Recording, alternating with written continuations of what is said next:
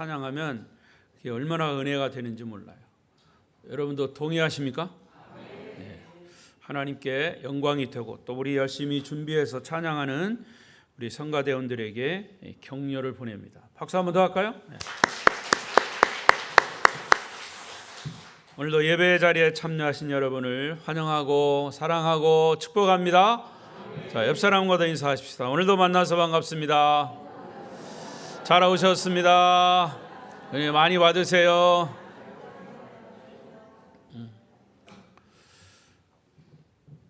오늘도 주의 크신 은혜가 여러분 예배 가운데 특별히 말씀으로 은혜가 임하시기를 바랍니다. 비대면 영상으로 예배하시는 분들 계시면 그 중에도 주의 은혜가 함께 하시기를 바랍니다. 저는 새해 들어서 창세기를 계속 설교하고 있습니다. 오늘 말씀의 주제는 하나님과 동행하는 삶. 시작. 하나님과 동행하는 삶. 여러분 하나님과 동행하시기를 원하십니까? 신앙생활을 한마디로 표현한다면 하나님과 동행하는 삶이다. 저는 그렇게 정의하고 싶습니다. 하나님과 동행하는 삶, 이것이 신앙생활이다. 그래서 저는 오늘 창세기 5장에 나오는 하나님과 이 세상에서 300년 동안 동행하다가 죽음을 경험하지 않고 바로 승천한 이 에녹의 삶을 통해서 하나님과 동행하는 삶이 어떤 삶인가에 대해서 말씀을 나누려고 합니다. 만약 우리의 신앙생활이 하나님과의 동행함이 없다면 그저 믿는다고 하는 이유 때문에 착하게 살고 윤리 도덕적으로 사는 것으로 끝날 것입니다. 그러나 신앙생활은 도덕적인 윤리적인 삶 그 이상의 영적인 삶을 포함합니다. 신앙생활은 단순히 착한 일을 하고 도덕적 윤리적으로 사는 그것을 넘어서야 합니다. 거기에 영적인 신비로움을 경험하고 살아가는 하나님과의 동행하는 삶인 것이죠.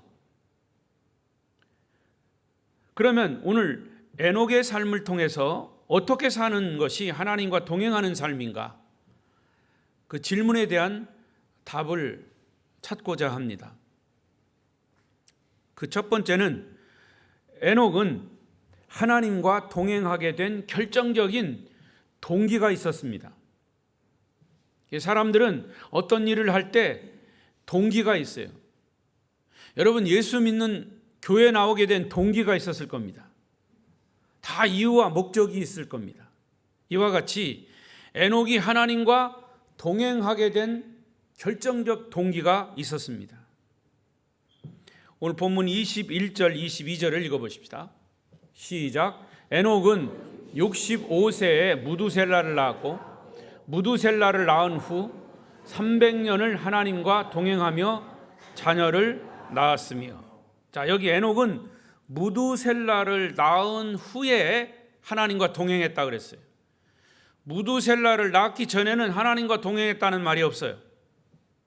그러니까 무두셀라를 낳은 후에 하나님과 동행했던 어떤 그런 동기가 있었다 그 말입니다. 자, 그러면 무두셀라라고 하는 이름의 뜻이 뭐냐? 재밌습니다. 무두셀라의 이름의 뜻은 창을 던지는 사람 이런 뜻입니다. 뭐라고요? 예, 창을 던지는 사람. 그런데 이 창을 던지는 사람의 이름에 또 다른 의미가 있어요. 옛날 부족 국가 시대에는 부족 간의 전쟁이 벌어집니다. 그러면 그 부족 마을의 제일 앞에 최전방에 그 마을을 지키는 사람이 서는데 그게 누구냐 하면 창을 제일 잘 던지는 사람이 섭니다. 보초로 서는 거죠. 만약에 마을을 공격해서 제일 앞에 선 창을 던지는 사람을 죽이거나 쓰러뜨리면 사실은 전쟁은 승리하는 겁니다. 자, 그런 의미로 무두셀라라고 하는 이름을 보면 창을 던지는 사람이라고 하는 이름의 뜻을 직역하면 그 사람이 죽으면 끝이 온다, 그런 뜻이에요. 무두셀라가 죽으면 세상에 끝이 온다, 다른 말로 말하면 심판이 온다, 그런 뜻입니다. 자, 우리는 다음과 같은 일을 상상해 볼 수 있습니다. 하나님이 어느 날 에녹을 불러서 이렇게 말씀하십니다. 에녹아, 이 세상이 너무나 악해졌지? 예, 하나님, 그렇습니다. 나 하나님은 말이야, 이렇게 죄악으로 가득한 세상을 이제 심판할 거야. 심판할 수밖에 없어. 그런데 이 심판이 가까웠다는 사인을 너한테 줄 거야. 에녹에게 주겠다는 얘기예요. 너에게 아들을 줄 텐데 그 아들의 이름을 무두셀라라고 지어라. 그가 죽으면 심판이 온다. 무두셀라. 드디어 어느 날 에녹의 아들이 태어났습니다. 이름이 뭐라고요? 무두셀라. 그래서 하나님이 말씀하신 것을 에녹은 기억하고 있다가 자기 아들의 이름을 무두셀라라고 지었습니다. 자, 그 다음부터 무두셀라가 태어난 다음부터 무두셀라를 보는 에녹의 마음은 어떨까요? 사랑하는 아들 무두셀라를 볼 때마다 저 아이가 죽으면 하나님이 이 세상을 심판하시겠구나, 이 세상에 끝이 오겠구나 하는 생각을 하게 된 겁니다. 그래서 그 아들 무두셀라가 성장하는 것은 곧 세상의 심판이 점점 가까이 다가오는 것을 실감하게 되는 거죠. 에녹의 마음은 어떨까요?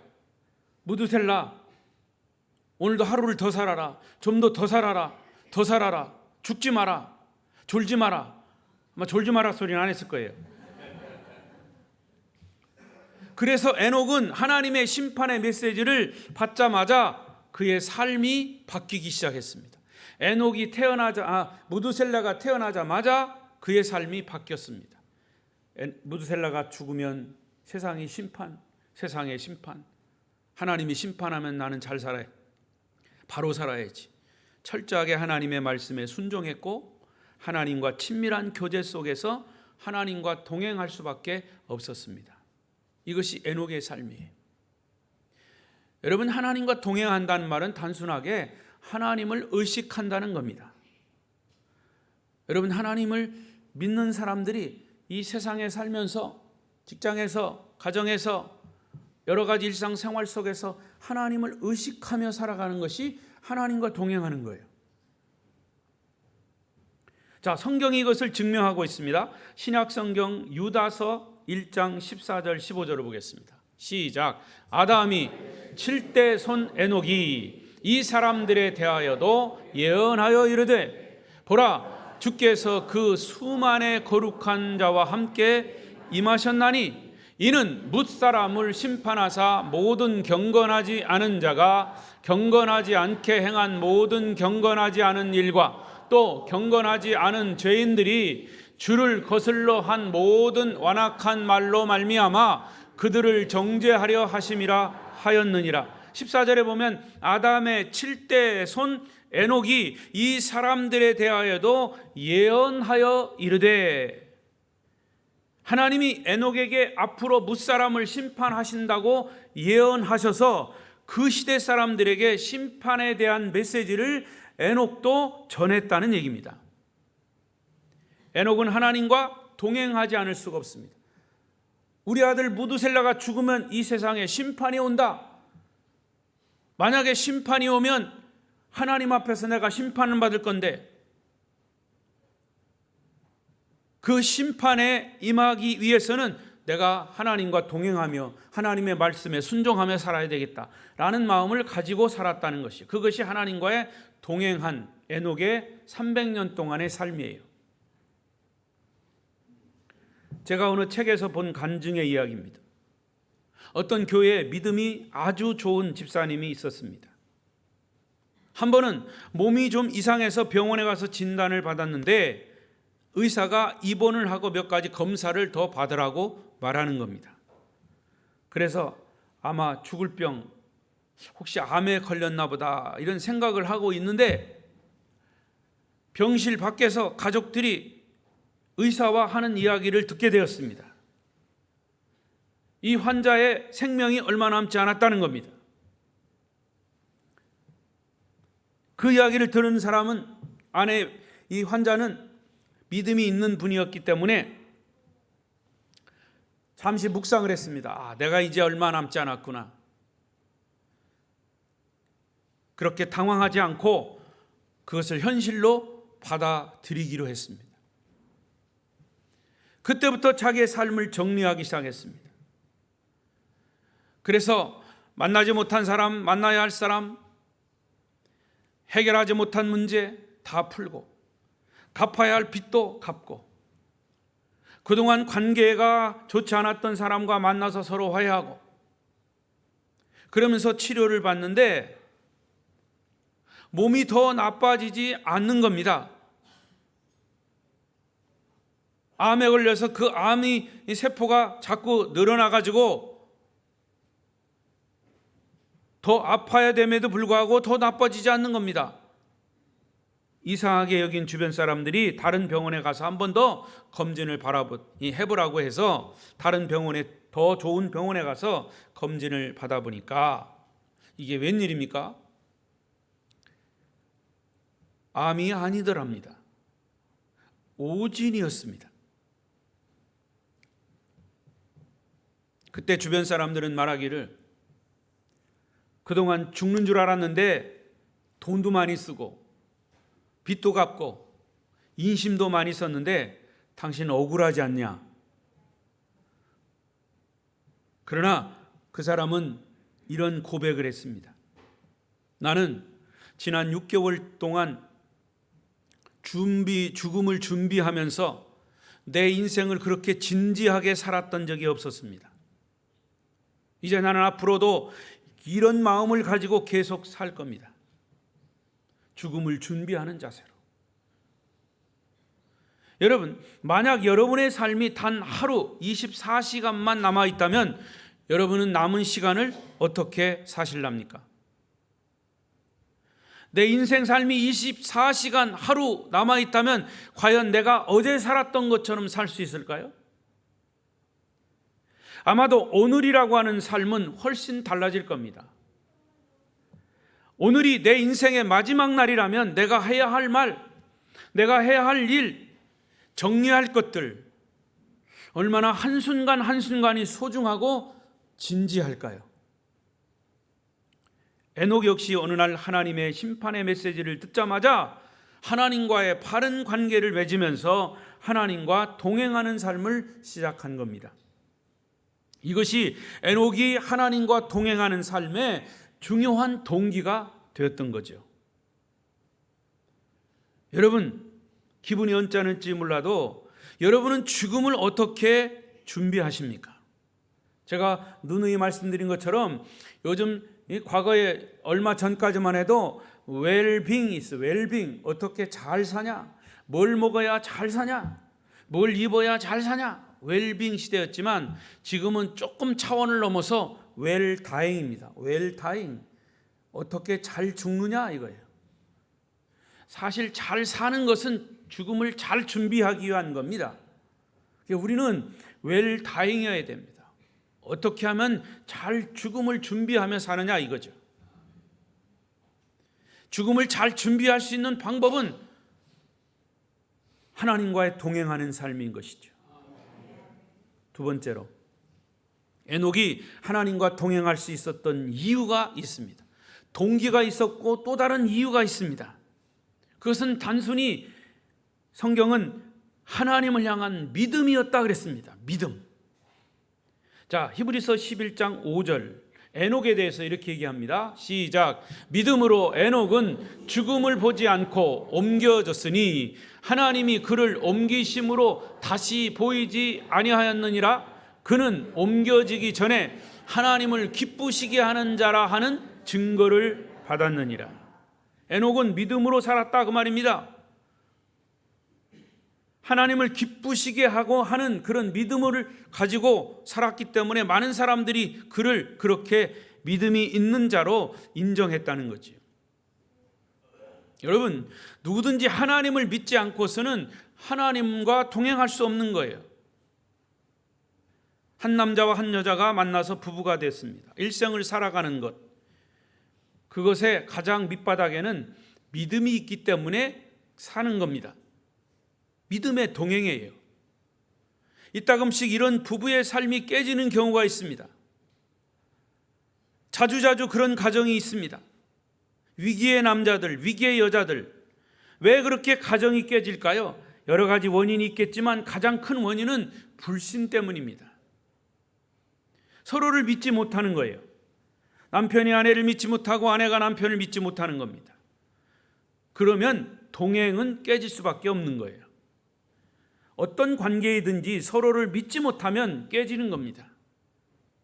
그래서 히브리서 11장 5절에서 믿음으로 살다 간 에녹의 이야기를 하다가 바로 6절에 넘어가면 이런 말씀이 있어요. 시작. 믿음이 없이는 하나님을 기쁘시게 하지 못하나니 하나님께 나아가는 자는 반드시 그가 계신 것과 또한 그가 자기를 찾는 자들에게 상 주시는 이심을 믿어야 할지니라. 할렐루야.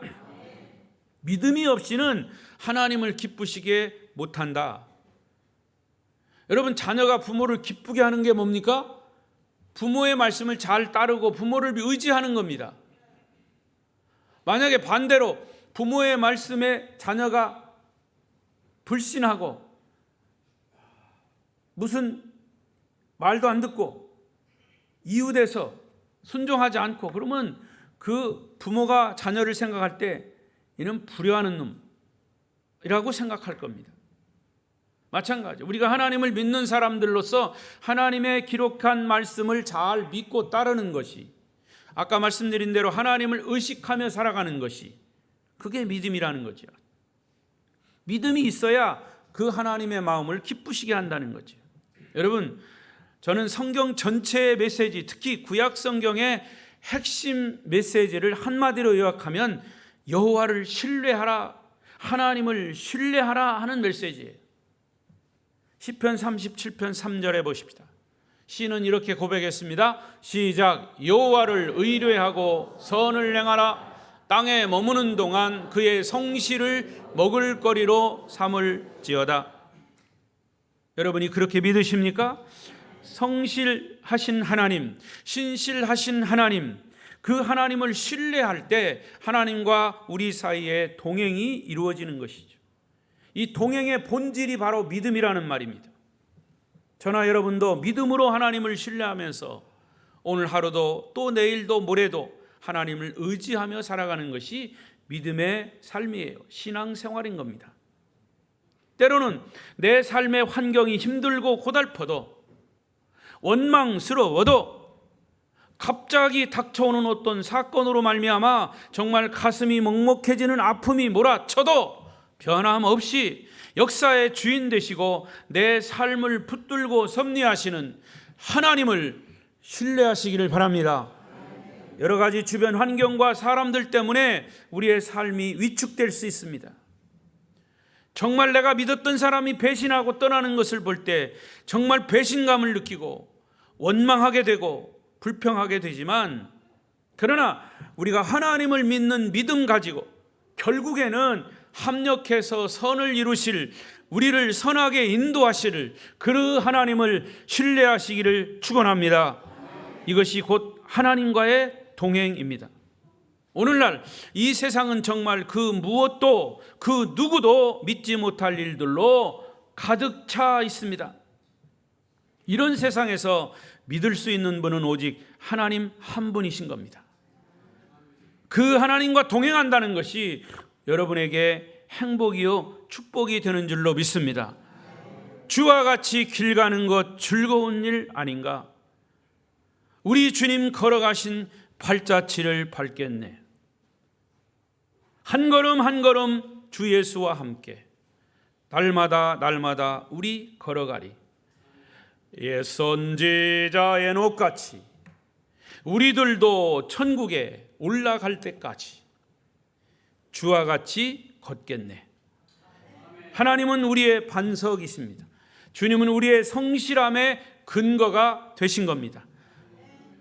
우리는 오늘도 그분을 신뢰하며 살아갑니다. 그래서 하나님과 우리 사이에 동행이 가능한 것이, 하나님과의 동행과 친밀함의 본질이 바로 믿음입니다.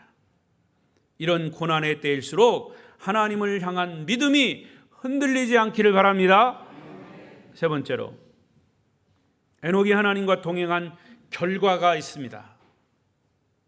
동기와 이유를 따라서 에녹은 끊임없이 하나님과 동행을 했습니다. 그 결과, 어떤 결과가 있었을까요? 두 가지입니다. 하나는 히브리서 11장 5절에 보면 믿음으로 에녹은 죽음을 보지 않고 옮겨졌다 그랬어요. 또 옮겨지기 전에 하나님을 기쁘시게 하는 자라는 증거를 받았다 그랬어요. 에녹은 이 세상에서 하나님을 기쁘시게 하는 자라는 인정을 받았다는 겁니다. 이것은 에녹이 하나님과 동행함으로 얻은 결과, 축복입니다. 그가 하나님을 신뢰하고 하나님과 동행할 때 하나님은 너무너무 기뻤어요. 우리는 많은 경우 우리가 무슨 큰 일을 해야만 하나님이 기뻐하신다고 생각합니다. 물론 선한 일, 착한 일, 열심히 교회를 위해서, 주를 위해서 봉사하고 헌신하는 것, 하나님을 기쁘시게 하는 거예요. 하지만 그것만이 하나님을 기쁘시게 하는 것이 아닙니다. 하나님을 믿는 한 사람 한 사람, 하나님은 하나님을 믿는 그 한 사람 한 사람 그 자체를, 여러분 자신을 기뻐하십니다. 믿음을 가진 그 자신 보고 하나님이 기뻐하시는 거예요. 내 존재 자체만으로도 하나님은 너무 좋아하심을 그렇게 믿으시기 바랍니다. 여러분이 자녀를 낳고 뭐 때문에 기뻐하셨습니까? 그 아이가 낳자마자 아빠 엄마를 위해서 열심히 봉사하던가요? 부모를 위해서 무슨 용돈을 막 어린 아이 때부터 막 듬뿍 주던가요? 아니죠. 그냥 아기로 탄생해 준 것 자체가 부모에게는 기쁨이었어요. 자녀로 태어난 것 자체가 부모의 마음을 기쁘게 한 거예요. 마찬가지입니다. 우리가 이렇게 고백해 보십시다. 하나님, 저는 하나님만 생각하면 가슴이 두근거립니다. 저는 주님만 생각하면 제 가슴에 막 감격이 넘칩니다. 주님, 나는 주님이 너무너무 좋아요. 나는 주님이 너무너무 주님을 찬양하고 주님을 사랑합니다. 여러분, 주님을 의식하고 이런 고백을 해 보십시오. 주님의 사랑이 느껴지면 그저 눈물이 그냥 나요. 여러분, 자식을 생각해 보세요. 멀리 떨어져 살더라도 자식이 아픔을 겪을 때 부모는 그 자식을 위해서 기도하게 되고, 어떤 때는 막 눈물로 그 자식을 위해서 감격하게 되고 합니다. 주님은 또 우리에게 말씀하십니다. 그래, 나도 네가 너무 좋다. 네가 정말 사랑스럽다. 네가 나와 동행하는 것 자체가 내게는 기쁨이야. 이런 사랑의 관계, 이것이 하나님과 에녹과의 관계였습니다. 그러던 어느 날 하나님이 에녹에게 말씀하십니다. 에녹아, 나는 네가 너무 좋아. 나는 네가 내 곁에 좀 더 가까이 있으면 좋겠구나.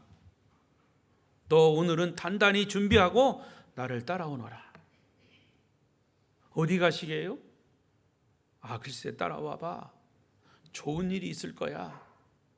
그리고 하나님은 에녹을 하늘나라로 그냥 데리고 가셨습니다. 그래서 에녹은 죽음을 통과하지 않고 하늘나라로 승천한 겁니다. 할렐루야.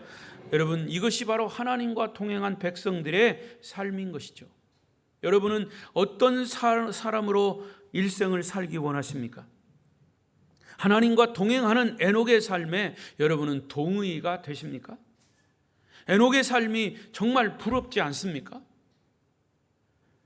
에녹이 하나님을 기쁘시게 할 수 있었던 자, 죽음을 보지 않고 승천한 자로 인정된 것은 하나님과 동행한 삶의 결과인 것이죠.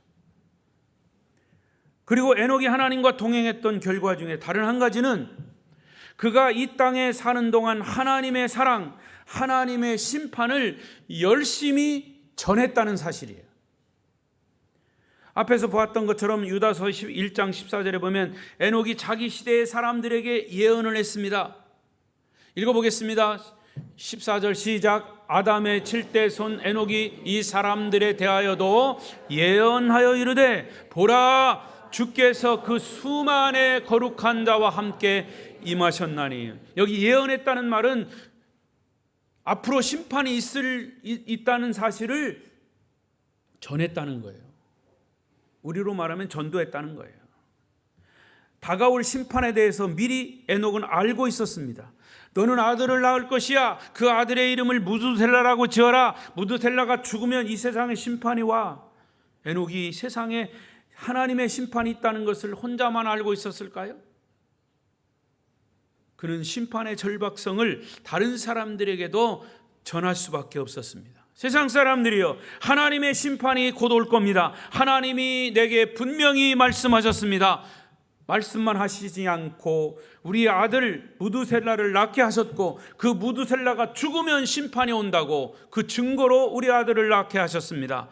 그래서 여러분, 하나님을 믿으셔야 합니다. 이것은 거짓이 아닌 진실입니다. 하나님은 여러분들을 사랑하시기 때문에 다 구원받기를 원하십니다. 이렇게 전했다는 거죠. 하나님의 심판에 대해서, 하나님의 사랑에 대해서 그는 증거하는 삶을 살았어요. 그런데 사람들은 에녹의 말을 듣지 않습니다. 믿지도 않습니다. 여러분, 6장에 넘어가면, 창세기 6장에 넘어가면 무슨 사건이 일어납니까? 노아의 홍수 사건이, 7장으로 가면 홍수 사건이 일어납니다. 에녹도 사실 그렇게 열심히 에녹 시대, 죄악이 관영한 시대에 전했다는 거예요. 여러분, 지금도 마찬가지죠. 아무리 복음을 전해도 대부분의 사람들은 듣지 않고 믿지 않아요. 이렇게 열심히 전해도 듣지 않고 믿지 않는다고 여러분 포기하실랍니까? 그냥 여러분만 구원받고 말랍니까? 포기하면 안 되죠. 저도 이걸 포기했으면 벌써 40년 동안 이렇게 안 해요. 목사 노릇 안 했을지도 몰라요. 포기했습니다. 하나님이 이 세상을 심판한다는 사실을 분명히 믿는다면 저 역시 믿기 때문에 결코 우리는 이 사실을 전하지 않을 수 없습니다. 열심히 전해야 합니다. 여러분도 열심히 전해야 합니다. 예수님이 우리를 구원하신 구원자라고, 우리의 인생의 주인이라고 그렇게 믿으신다면 전해야 합니다. 저와 여러분들은 복음의 나팔수가 되어야 합니다. 금년에 우리 교회가 복음의 향기가 되는 교회입니다. 복음의 향기가 되어야 합니다. 이것이 교회의 본질이에요. 로마서 10장 14절을 보겠습니다. 시작. 그런즉 그들이 믿지 아니하는 일을 어찌 부르리요? 듣지도 못한 일을 어찌 믿으리요? 전파하는 자가 없이 어찌 들으리요? 15절. 보내심을 받지 아니하였으면 어찌 전파하리요? 기록된 바 아름답도다 좋은 소식을 전하는 자들의 발이여 함과 같으니라. 아멘. 여기 뭐라고 그랬습니까? 믿지 아니하는 사람을 어찌 그들이 모르는데 부를 수가 있겠냐. 그래서 먼저 아는 우리가 그들에게 예수를 전해야 된다 이거죠. 듣지도 못한 일을 어찌 그들이 믿겠느냐. 전파하는 자가 없는데 어찌 듣겠느냐. 듣든지 안 듣든지 전파하는 사람은 전해야 된다는 거예요. 보내심을 받지 아니하였으면 어찌 전파하리요. 여러분, 과거에 이 이웃나라가 아니죠. 저기 유럽의 나라, 미국 이런 데서 선교사들이 복음을 가지고 우리나라에 들어오지 않았다면 우리는 예수를 몰랐을 겁니다. 평생 우상 숭배하고 멸망했을지 몰라요. 그들이 복음을 가지고 들어와서 정말 말 한마디 하고 그냥 처형당하고 목배임을 당했지만, 그들이 전한 복음 때문에 우리가 역시 예수를 알았고 우리 역시 그 빛을 갚고 있는 거죠. 제가 주보에 이제 다음 주 한 주간 베트남에 간다고 그랬어요. 베트남에는 아직도 거긴 사회주의 공산주의입니다. 복음을 쉽게 못 전해요. 그럼에도 불구하고 20여 년, 25년 전에 우리 교단에서 거기에 선교사를 파송했습니다. 베트남에. 그래서 열심히 암묵적으로, 음성적으로 복음을 전했습니다. 그 복음을 전하니까 25년 동안 이 신학생들이 왔고 신학교를 세워서 복음을 전했고 그 신학생들이 또 목사 안수를 받고 각 지역에 가서 복음을 전합니다. 이번에 가서 이제 신학생이 졸업하고 졸업식하고 목사 안수 주고 그들을 격려하고 많은 사람들이 복음을, 우리 교단뿐만 아니라 다른 사람도 그렇게 다른 교단도 복음을 전했어요.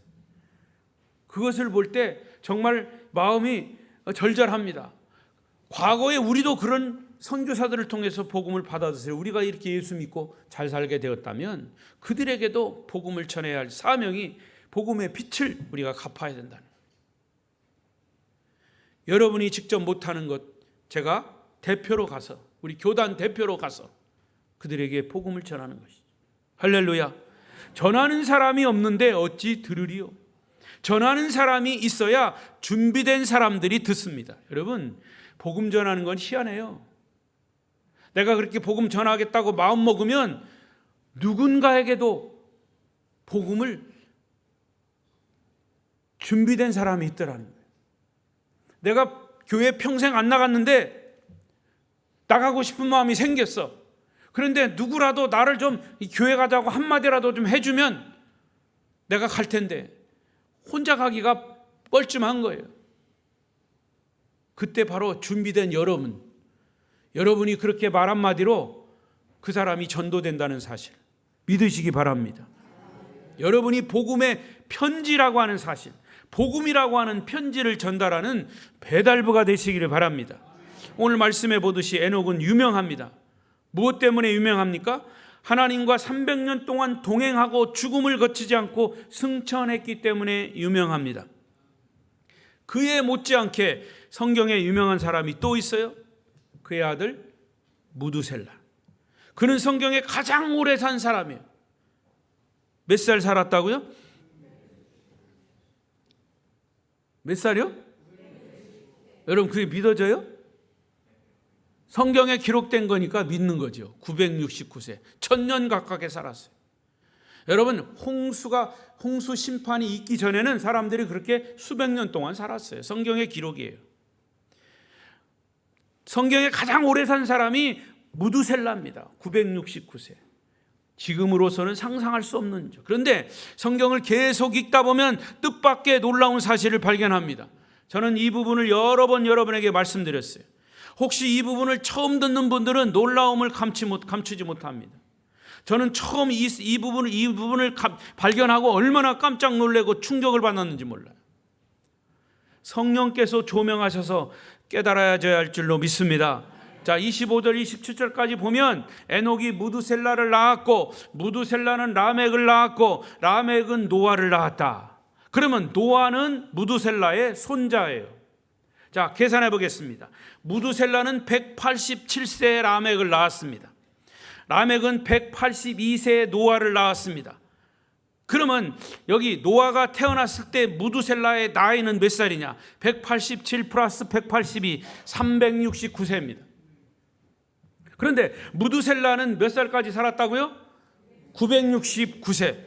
그러면 노아가 태어날 때까지 무두셀라는 앞으로 얼마를 더 살아야 합니까? 969 빼기 369, 600세입니다. 보십시오. 창세기 7장 11절 12절 시작. 노아가 600세 되던 해 둘째 달 곧 그 달 11의 날이라. 그날에 큰 기품의 샘들이 터지며 하늘의 창문들이 열려 40주야를 비가 땅에 쏟아졌더라. 노아가 600세 되던 해에 무두셀라가 969세에 죽었습니다. 무두셀라가 죽으니까 노아의 나이 600세에 홍수 심판이 임한 겁니다. 무두셀라라고 하는 이름이 뜻이 뭐라고요? 그가 죽으면 심판이 온다. 무두셀라가 죽으니 하나님의 홍수 심판이 임한 겁니다. 하나님의 약속은 틀림없이 지켜졌습니다. 뒷머리가 번쩍번쩍 서야 돼요. 놀랍지 않습니까? 이미 알고 있는 분들은 놀라지 않을 수 있습니다. 그러나 하나님의 약속이 분명히 지켜졌다고 하는 사실을 우리가 이제라도 알았다면 앞으로도 이미 성경을 통해서 약속된 하나님의 말씀이 지켜질 것을 믿으시기 바랍니다. 아니, 믿지 않을 수가 없습니다. 그렇다면 이런 사실을 알지 못하는 사람들에게 전해야 하는 것이 교회의 사명이요, 우리의 사명입니다. 복음을 전하지 않으면 우리는 직무유기입니다. 저는 이 말씀을 깨닫고 얼마나 흥분했는지 모릅니다. 하나님이 하신 약속은 분명히 지켜진다는 사실에 놀라지 않을 수 없습니다. 여러분, 여기 더 중요한 한 가지 메시지가 있다면 그것은 무두셀라가 이렇게 성경에서 제일 오래 산 이유가 무엇일까요? 어린이부 성경 퀴즈 할 때 써먹으라고 오래 살았을까요? 무두셀라가 늦게 죽을수록 하나님의 심판의 시간이 연장된다는 겁니다. 구원받을 수 있는 찬스를 한 시간이라도 더 줘야 된다는 얘기입니다. 이것이 아버지 하나님의 마음입니다. 한 사람의 긴 수명은 그 시대의 사람들을 한 사람이라도 구원하시기 위한 하나님의 인내, 더 나아가 하나님의 사랑의 마음이 거기 담겨 있다는 사실이에요. 무두셀라가 오래 살게 된 하나님의 배려와 섭리가 거기 있었던 거죠. 베드로후서 3장 3절 4절 보겠습니다. 시작. 먼저 이것을 알지니 말세에 조롱하는 자들이 와서 자기의 정욕을 따라 행하며 조롱하여 이르되 주께서 강림하신다는 약속이 어디 있느냐. 조상들이 잔 후로부터 만물이 처음 창조될 때와 같이 그냥 있다 하니. 이 말은 말세에 하나님의 말씀을 비웃는 자들이 있다 그 말이에요. 자기의 정욕을 따라 살고 사람들을, 예수 믿는 사람을 조롱하고 예수님이 다시 재림하신다는 약속이 어디 있냐? 이 세상은 이렇게 하늘과 땅이 그대로 있는데 무슨 심판이 있냐? 무슨 홍수 심판이 있냐? 웃기지 말아라 라고 말할 것이다. 그러나 9절은 이렇게 말하고 있습니다. 시작. 주의 약속은 어떤 이들이 더디다고 생각하는 것 같이 더딘 것이 아니라 오직 주께서는 너희를 대하여 오래 참으사 아무도 멸망하지 아니하고 다 회개하기에 이르기를 원하시느니라. 할렐루야. 한 사람이라도 회개하고 구원받기를 원하신다는 말이에요. 주님의 마음이에요. 여러분, 주님의 약속은 어떤 사람이 생각하는 것처럼 더딘 것이 아닙니다. 오래 참으시면서 아무도 멸망하지 않고 회개하기를 기다리신다는 말이에요. 한 사람 무두셀라의 수명을 연장시키면서 참으시던 하나님은 오늘 이 시대에도 여전히 심판날을 정해 놓고서도 참고 계십니다. 그리고 모든 사람들이 속히 회개하고 주님께 돌아오도록 기다리시는 거예요. 우리는 에녹의 아들 무두셀라가 이렇게 오랫동안 살았다는 것 자체가 하나님의 기다리심과 하나님의 사랑을 나타내주는 사건임을 깨닫게 되시기를 바랍니다. 에녹은 자기 아들 무두셀라를 기르면서 하나님의 사랑 동시에 하나님의 심판을 증거했습니다. 여러분들은 이 말씀을 들으시면서 어떤 생각이 드십니까? 우리 인간들의 죄악상을 보면 지금 당장이라도 하나님이 심판을 내리셔야 함에도 불구하고 심판이 지연되는 것은 아직도 구원받아야 할 많은 사람들이 있기 때문입니다. 멀리 갈 거 없습니다. 여러분, 가족 중에 있습니다. 그렇다면 우리는 영혼을 구원하고 복음을 전하는 일에 관심을 가져야 합니다. 이것이 아름다운 교회가 이 지역에 21년 동안 세워진 이유와 목적이고 더 나아간 사명입니다. 말씀을 맺겠습니다. 사랑하는 성도 여러분, 우리가 하나님과 동행하며 주님의 기쁨이 되는 존재로 살아가는 것은 행복이고 축복입니다. 그래서 우리는 주님과 더불어 날마다 동행하면서 믿음으로 살아야 합니다. 자로나 우러나 치우치지 말아야 합니다. 하지만 그에 못지않게 중요한 것은 죄로 말미암은 심판과 그 심판을 하나님이 정해 놓으시고도 인간을 사랑하시는 그 하나님의 사랑을 계속 이웃에게 증거하면서 살아가야 합니다. 하는 것이 저와 여러분의 사명일 것입니다. 그러다가 어느 날 에녹이 하나님 말씀하셨듯이 박 목사야, 오늘은 말이야 너하고 긴 여행을 떠나고 싶구나. 나는 네가 내 옆에 있으면 좋겠다. 나와 오늘 하늘나라로 여행을 하지 않겠냐? 라고 말씀하시면 저는 언제라도 주님 앞에 가야 할 것입니다. 그때 우리는 세상의 일을 다 내려놓고 주님께로 가야 합니다. 이것이 우리가 하나님과 동행하는 믿음의 삶인 것이죠. 다시 한번 여러분에게 도전합니다. 태초에 하나님이 약속하신 구원은 지금도 진행형입니다. 유효합니다. 그리고 분명히 이 땅에 주님이 다시 재림하실 때는 믿는 자와 믿지 않는 자의 심판이, 백보자 심판이 분명히 있습니다. 하나님의 구원 약속의 말씀을 붙들고 아직도 복된 소식을 알지 못하는 사람들에게 하나님 아버지와 정말 부모의 심정을 가지고 열심히 증거하고 오늘 금년의 표처럼 복음의 향기로서의 역할을 다하는 저와 여러분 성도들이 되시기를 축원합니다. 기도하십시다.